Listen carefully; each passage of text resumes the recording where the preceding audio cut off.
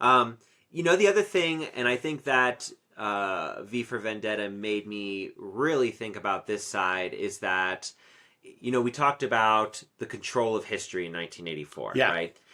It's not just about the control of history. It's about creating the right myth structure for your fascist empire. Sure. And what V effectively does is he gives people a story of freedom.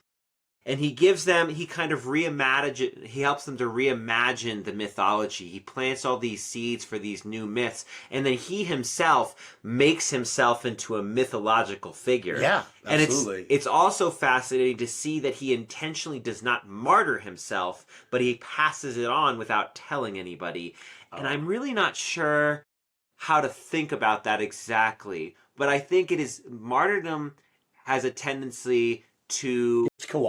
It gets co-opted, and it also does have a tendency to feed kind of the violence mythology more. Yes. If he continues to linger on and he stops committing like violent acts when they no longer need to be done, because what he is doing, he's not doing indiscriminate slaughter. He's not strapping on a bomb and running into a civilian population. He's playing chess. Every move is strategic. Every act of violence he does has very intentional purpose. And also, too, I think it's important to divine that, like, violence isn't something we do against property. Right. Property destruction is not... It's not violence. No. This is often co-opted in mainstream news as, look at these violent protesters, right? Who are smashing windows. They're smashing windows. They're smashing something that you can't even see.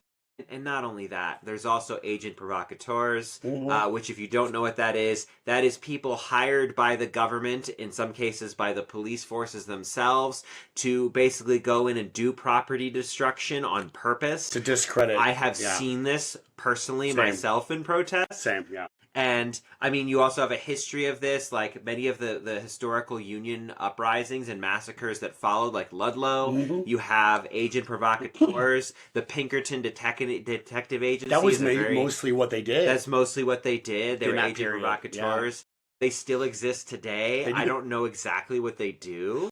Oh, it's like security bullshit. It's security bullshit, I'm sure. They advertise like security, but I'm not sure like what that security looks like. Mercenariness. Right. So there's a lot of times that you'll see systems try to co-opt protests and create all kinds of messes of communication. And, there's nothing that terrifies a state more than a whole bunch of people flooding the streets and refusing to move. Except maybe one guy that they can't catch, who's a one-man protest. Right, who's a one-man protest who is so clever that he can't, But I mean, that to be able to pull that kind of level of... Well, they created the seed for their own downfall. Right. They were experimenting on V because they wanted a super soldier or something, It's like what the CIA did, or what was it, the FBI? Who did the experiments on people with LSD trying to create mind control? Oh, that was CIA for sure. Yeah, The Men Who Stare with Goats is a great film that is kind of a satire, but it's also really what they did. What was it?